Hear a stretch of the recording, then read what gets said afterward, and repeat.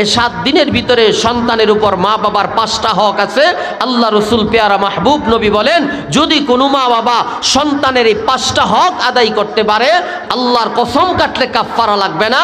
ওই সন্তান দুনিয়াতে আসার পরে জমানার শ্রেষ্ঠ আল্লাহর ওলিতে পরিণত হয়ে যাবে। আজকাল অনেক মা বাবা সন্তানের চিন্তায়, সন্তানের পেরেশানিতে, সন্তানের ঝামেলায় রাতের ঘুম হারাম হয়ে যায়। মাঝে মাঝে হুজুরদের কাছে গিয়ে দোয়া চাই, হুজুর ছেলেটা নামাজ পড়ে না, হুজুর ছেলেটা নেশার সাথে জড়িত হয়ে গেছে, হুজুর ছেলেটা সন্ত্রাসী করে, হুজুর ছেলেটা টেন্ডারবাজি করে, হুজুর ছেলেটা চাঁদাবাজি করে। আল্লাহর ওয়াস্তে তেল পড়া দেন, তাবিজ পড়া দেন, আমার সন্তানের জন্য দোয়া করেন।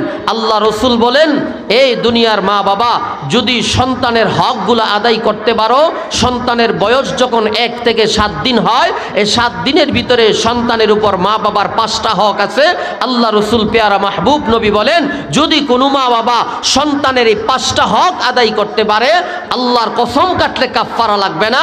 ওই সন্তান দুনিয়াতে আসার পরে জমানার শ্রেষ্ঠ আল্লাহর ওলিতে পরিণত হয়ে যাবে। এই সন্তানের জন্য তেল পরা চাওয়ার দরকার হইব না, পানি পরা লাগবে না, তাবিজ পরা লাগবে না, যদি মা বাবা সন্তানের এই 5টা থেকে 6টা দায়িত্ব পালন করে। 1 নাম্বার দায়িত্ব, সন্তান যেদিন ভূমিষ্ঠ হয়, ভূমিষ্ঠ হওয়ার সাথে সাথে শরীরের যে শ্লেষ্মাগুলা, রক্তগুলা পরিষ্কার করে সন্তানটাকে কুলে করে বাবা ডান কানে আজান দিবে, বাম কানে ইকামত দিবে। ছেলে হলেও দিতে হবে, মেয়ে হলেও দিতে হবে। আমাদের সমাজের একটা নিয়ম আছে, অনেকে কই ছেলে হলে দিতে হয়, মেয়ে হলে দিতে হয় না। না, আল্লাহ নবীর হাদিস প্রমাণ করে ছেলে হলেও দিতে হবে, মেয়ে হলেও দিতে হবে। এটা মা বাবার 1 নম্বরের দায়িত্ব হলো সন্তানের উপর। সন্তান ভূমিষ্ঠ হওয়ার সাথে সাথে শরীরের ময়লা আবর্জনা পরিষ্কার করে। আল্লাহ রসুল পেয়ারা নবী বলেন, ডান কানে আজান দিয়ে দাও, বাম কানে ইকামত দিয়ে দাও। যেই ছেলেটা, যেই শিশুটা, যেই মুসলমানটা দুনিয়াতে আসার পরে ডান কানে আজান ঢুকবে, বাম কানে ইকামত ঢুকবে, এই ছেলে দুনিয়াতে আইসা বড় হইয়া নাস্তিক হবে না, ইসলাম বিদ্বেষী হবে না, মাদ্রাসা বিদ্বেষী হবে না, উলামায়ে কেরাম বিদ্বেষী হবে না। এই ছেলেটা জমানার শ্রেষ্ঠ সোনার মানুষে পরিণত হয়ে যাবে। 2 নম্বর দায়িত্ব, আল্লাহ রসুল বলেন, বাচ্চাটার বয়স যখন 3 দিন হয়, বাচ্চাটাকে নিয়ে যান মাদ্রাসার বড় হুজুরের কাছে। এইটাকে হাদিসের পরিভাষায় তাহনিক বলা হয়। আপনারা বলবেন, হুজুর এইটা আবার কোন জগতের হালুয়া তাহনিক? না, এটা মা বাবার দায়িত্ব সন্তানের উপর। আল্লাহর পেয়ারা মাহবুব নবীর সুন্নত।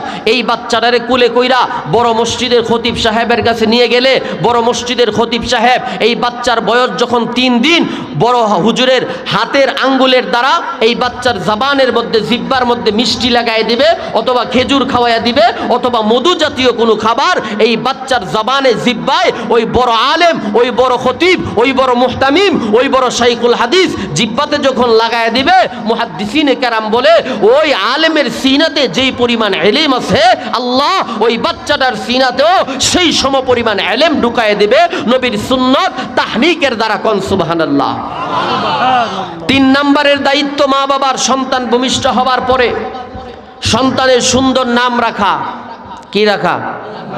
সুন্দর নাম রাখা। আজকে আমাদের মা বাবারা যেই নাম রাখি আমরা সন্তানদের, নান্টু, বল্টু, সেন্টু, ফেন্টু, মেন্টু, এই নাম আল্লাহর আদালতে কিবরিয়াতে গ্রহণযোগ্য হবে না।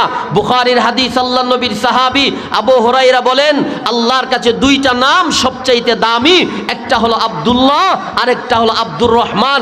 আব্দুল্লাহ শব্দের অর্থ আল্লাহর বান্দা, আব্দুর রহমান মানে রহমানের বান্দা। আনাস ইবনে মালিক রাদিয়াল্লাহু আনহু বলেন, হাসরের ময়দানে কোনো বান্দার জীবনের কোনো নেক আমল যদি আল্লাহর দরবারে কবুল না হয়, আল্লাহ বলবে আমার বান্দাটার নাম কি? যদি আল্লাহর বান্দার নাম আব্দুল্লাহ হয়ে যায়, আল্লাহ বলবেন যেই বান্দার নামের সাথে আমার নামের মিল আছে, ওই বান্দাকে জাহান্নামের আগুনে জ্বালাবো না, আমার বান্দার ডান হাতে আমল নামা দিয়া আমার বান্দাকে জান্নাতের মেহমান বানায় দাও। সুবহানাল্লাহ। এজন্য মা বাবার 3 নম্বরের দায়িত্ব সন্তানের সুন্দর নাম রাখা। মা বাবার 4 নম্বরের দায়িত্ব সন্তানের তাহনিক করা। আরে কি করা? আকিকা করা। কি করা? আকিকা করা, আকিকার মাসআলা কুরবানির মাসআলা সমান। আকিকার গোশত 3 ভাগে ভাগ করা, কুরবানির গোশত 3 ভাগে ভাগ করা। আজকাল অনেকেই বলে যে হুজুর আমার সন্তানের আকিকার গোশত কি আমি খাইতে পারবো? হ্যাঁ, আপনিও খাইতে পারবেন, গরিব মিসকিন খেতে পারবে, আপনার আত্মীয় স্বজন যারা তারাও খেতে পারবে। কিন্তু দেখা যায় আজকে এই আকিকাটাকে আমরা একটা ফ্যাশন বানায় লাইছি, ঠিক না? আকিকার আগের দিন খাসি আনে, বাড়িতে লাইটিং করে, বড় বড় বক্স আনে, গায়ে হলুদের অনুষ্ঠানের মতো নাচানাচি করে। এই নাচানাচি কইরা নবীর একটা জিন্দা সুন্নতরে মাটির সাথে দূষিত করে দেয়। কি বলেন, কথা ঠিক কিনা? এই আকিকার গোশত খাবার অধিকার আছে তোমার বাড়ির পাশের যে সমস্ত গরিব মানুষগুলো আছে, কিন্তু আকিকার অনুষ্ঠানে গরিবদেরকে দাওয়াত দেয় না। বড় বড় কাট করে ভিআইপি সিআইপি পার্সন মানুষগুলোকে দাওয়াত দেয়। কেন? তাদেরকে দাওয়াত দিলে বড় বড় গিফট পাওয়া যায়। গরিব রিক্সাওয়ালা টেলাওয়ালা কুলি মজুরকে দাওয়াত দিলে বড় বড় গিফট পাওয়া যায় না। যে সমস্ত মা বাবারা আল্লাহ নবীর জিন্দা সুন্নত সন্তানের আকিকাকে বর্তমান ইহুদি খ্রিস্টানের যে সমস্ত অনুষ্ঠান আছে তাদের সাথে মিল রেখা আকিকার অনুষ্ঠানকে যারা দুনিয়াতে মাটির সাথে দূষিত করতেছেন, যাই না রাখেন ওই সন্তান বড় হইয়া আপনি মা বাবার দায়িত্ব পালন করবে না। আওয়াজ দিয়া বলেন, কথা ঠিক কিনা? মা বাবার 6 নম্বরের দায়িত্ব সন্তানের উপর। 7ম নম্বর দিনে মাতাকে মুন্ডন করা। মাতা কি করা? মুন্ডন করা, মাথা কামানো। মাথা কামাইয়া যে চুলগুলো আছে এই চুলগুলাতে পাল্লাতে ওজন কইরা সমপরিমাণ টাকা আল্লাহ রাস্তায় সদকা করে দেওয়া। এই 6টা দায়িত্ব সন্তান যেদিন ভূমিষ্ঠ হয় ওই দিন থেকে নিয়ে 7 দিন পর্যন্ত ওই সদকাটা করলে কি হয়? আল্লাহ রসুলের এক সাহাবী বলেন, যদি সন্তানের 7ম নম্বর দিনে মা বাবা মাথা মুন্ডন করে চুল সমপরিমাণ টাকা আল্লাহ রাস্তায় সদকা করে দেয়, মৃত্যু পর্যন্ত ওই সন্তানের সুস্থতার জিম্মাদার স্বয়ং আল্লাহ হয়ে যায়। এই বাচ্চার মৃত্যুর আগ পর্যন্ত ক্যান্সার হবে না, বড় ধরনের কোনো মহামারী হবে না, ডায়রিয়া হবে না, টাইফয়েড হবে না, করোনা হবে না, আলসার হবে না। অর্থাৎ আল্লাহ নবী হাদিসে বলেন, আস-সাদকা তারুদ্দুল বালা, সদকা করলে আল্লাহ বড় বড় বালা মুসিবতকে দূর করে দেয়। এজন্যই তো মাদ্রাসায় সদকা করা, এজন্যই তো মাদ্রাসায় দান করা, এজন্যই তো মাদ্রাসার বিল্ডিং বানায় দেওয়া, এজন্যই তো মাদ্রাসার এতিমখানার কি করা, বোর্ডিংয়ে চাউল দেওয়া, এজন্যই তো একটা ছাত্রকে 50 টাকা দিয়ে মাথায় একটা টুপি পরায় দেওয়া, এজন্যই তো মাদ্রাসার একটা ছাত্ররে শীতের একটা জামা কিনে দেওয়া, এজন্যই তো মাদ্রাসায় শীতের দিন কার্পেটের ব্যবস্থা করা, এজন্যই তো মাদ্রাসার উলামায়ে কেরাম যারা আছে তাদের খাবারের ব্যবস্থা করা, তাদের থাকার ব্যবস্থা করা, তাদের সর্ব অবস্থায় তাদের দেখাশোনা করা। এগুলো সদকায়ে জারিয়া। মইরা কবরে চলে যাবেন, কোনো নেক আমল যাবে না। আল্লাহ রাসূল বলে 3টা নেক আমল যাবে, সাদকাতুন জারিয়া আও ইলমিন ইউনতাফাউ বিহি আও ওয়ালাদিন সালিহিন ইয়াদউ লাহু। 1 নম্বর সদকায়ে জারিয়া, নেক আমলটা কবরে যাবে। 2 নম্বরে উপকারী ইলম রাইখা গেছেন, ওইটা কবরে যাবে। 3 নম্বরে নেককার একটা সন্তান রাইখা গেছেন, যে সন্তান মাদ্রাসায় পড়ে হাফেজ হইছে, যে সন্তান মাদ্রাসায় পড়ে আলেম হয়ে গেছে।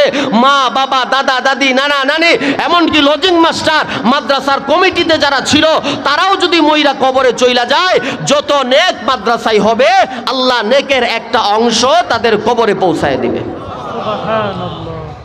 তাহলে কয়টা হকের কথা বললাম সন্তানের? 6টা। কয়টা? 6টা। এবার আসুন আমি খুতবাতে যে হাদিস পড়ছি, হাদিসে আল্লাহ রাসূল 3টা হকের কথা বলেন। وقال سيدنا رسول الله صلى الله تعالى عليه وسلم أدبوا أولادكم على 3 خصال। আমার আপনার নবী দু জাহানের বাদশাহ রহমাতুল্লিল আলামিন বলেন, এ দুনিয়ার মা বাবারা, সন্তানকে যদি মানুষের মতো মানুষ বানাইতে চাও, সন্তানগুলার যদি নামাজি বানাইতে চাও, সন্তানগুলার যদি দিনদার বানাইতে চাও, সন্তানগুলার যদি তোমার তাবে বানাইতে চাও, 6টা হকের কথা নবী অন্য হাদিসে বলে, আর 3টা হকের কথা আমার তিলাওয়াতকৃত হাদিসে বলে। 1 নম্বরে নবী বলেন, হুব্বে নবীকুম, ও দুনিয়ার মা বাবারা, তোমাদের সন্তানের দিল নবীর মোহাব্বত ঢুকায়া দিবা। আপনারা বলবেন, হুজুর আমার সন্তানের বয়স তো 2.5 বৎসর, আমার সন্তানের বয়স তো 3 বৎসর, আমার সন্তান নবীর মোহাব্বত কি বুঝবে? আমার সন্তান নবীরে কেমনে চিনব? আমার সন্তান নবীর ভালোবাসা কি বুঝব? আল্লাহ রসুল বলে, উম্মত, তোমার সন্তানের সামনে নবীর সুন্নতরে জিন্দা করবা। সন্তানের বয়স যখন 2.5 বৎসর, তোমার বাচ্চাটার ব্রেন হলো সার্পের মতো দাঁড়ালো, যা ঢুকাইবা তোমার সন্তানের ব্রেনে তাই ঢুকবা। ও দুনিয়ার মা বাবা, যখন খানা খাইতে বসবা, দস্তরখানা বিছাইয়া খানা খাইবা, খাবারের শুরুতে দোয়া পড়বা, খাবারের মাঝে মাঝে দোয়া পড়বা, খাবারের শেষে দোয়া পড়বা। এ দুনিয়ার বাবা, সন্তানের সামনে তুমি মেসওয়াক করবা, সন্তানের সামনে তুমি টুপি পরবা, সন্তানের সামনে তুমি পাঞ্জাবি পরবা। সন্তানটারে নিয়া জুমার দিন আঙ্গুলে দইরা দইরা মসজিদে যাইয়া খতিব সাহেবের সামনে বসবা। এইভাবে যখন তুমি আল্লাহ নবীর সুন্নত তরিকার উপর জীবন চালায়া দিবা, তোমার সন্তান এগুলা দেখবে, তার দিলে নবীর মোহাব্বত পয়দা হয়ে যাইবা।